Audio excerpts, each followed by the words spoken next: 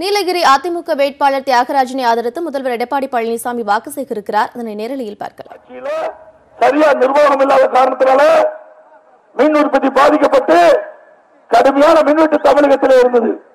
ஆனால் இப்பொழுது 16,000 மெகாவாட் இருக்கின்ற இந்த காலகட்டத்தில் தடையில்லா மின்சாரத்தை கொடுத்த அரசு என்னுடைய அரசு. இன்னைக்கு 6,500 மெகாவாட் அதிகமாக உற்பத்தி செஞ்சிருக்கிறோம். திராவிட முன்னேற்ற கழக ஆட்சியை விட கூடுதலாக இன்றைக்கு அம்மாவுடைய அரசு 6,500 மெகாவாட் கூடுதலாக உற்பத்தி செஞ்சு 17,000 மெகாவாட் மின்சாரத்தை இன்றைக்கு தமிழ்நாட்டு மக்களுக்கு வழங்கப்பட்டு வருகிறது என்பதை நேரத்தில் தெரிவிக்க விரும்புகிறேன். அது மட்டுமல்ல, மின்மிகை மாநிலமா இருக்குது. நம்முடைய தேவைக்கு போக அதிகமா உற்பத்தி செஞ்சுட்டு இருக்கிறோம். இன்றைக்கு மின்சாரம் அதிகமா உற்பத்தி செஞ்ச காரணத்தினால மத்திய அரசு விருதை பெற்றிருக்கிறோம். விருதையும் நாங்கள் பெற்றிருக்கிறோம் மின்சாரத்துறையில. இது எதற்காக சொல்லி சொன்னால், இன்னைக்கு ஒரு நிர்வாகம் எப்படி நடக்கிறது என்பது மக்கள் புரிந்து கொள்ள வேண்டும். திராவிட முன்னேற்ற கழகத்திலே எப்படி நிர்வாகம் நடைபெற்றது, இப்பொழுது அம்மா இருக்கின்ற பொழுது எப்படி நிர்வாகம் ஏற்பட்டது, அம்மா மறைவுக்கு பிறகு அம்மாவுடைய அரசு எப்படி செயல்பட்டுக் கொண்டிருக்கிறது, எப்படி செயல்பட்டு விதத்தின் மூலமாக எல்லா துறையும் வளர்ச்சி அடைந்திருக்கு மக்கள் தெரிந்து கொள்வதற்காக இதை நான் குறிப்பிட விரும்புகின்றேன்.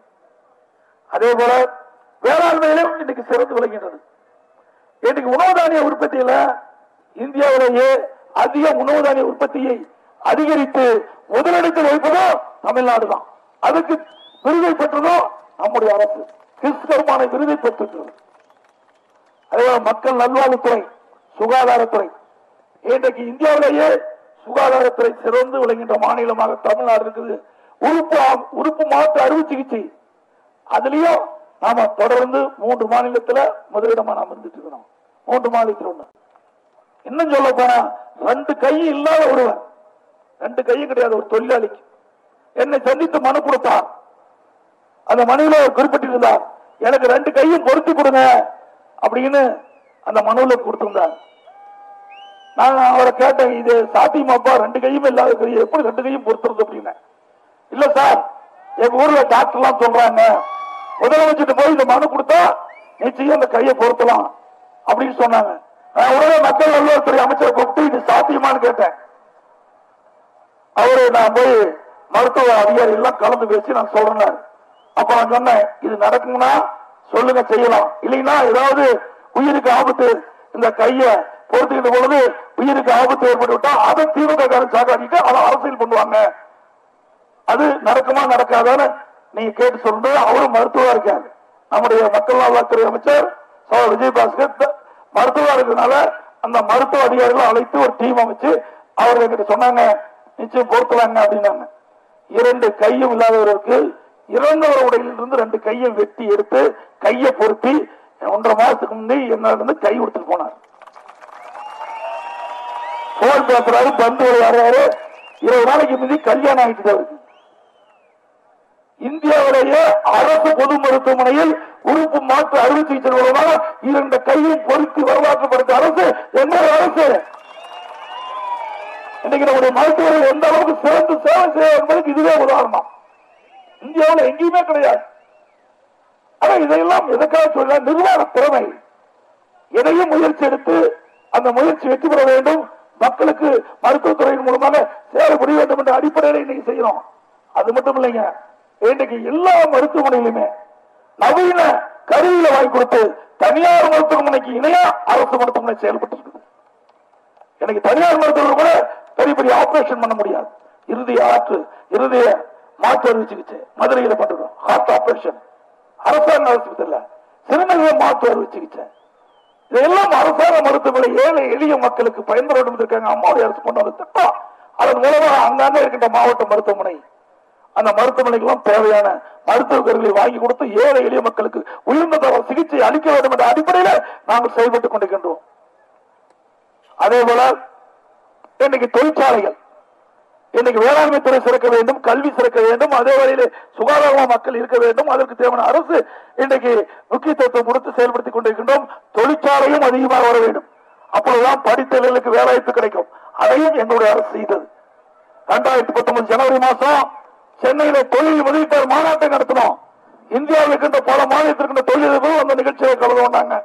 வெளிநாட்டில் இருக்கின்ற பெரிய பெரிய தொழிலதிபர்கள் தொழில் முதலீட்டாளர் மாநாட்டிலே கலந்துட்டாங்க.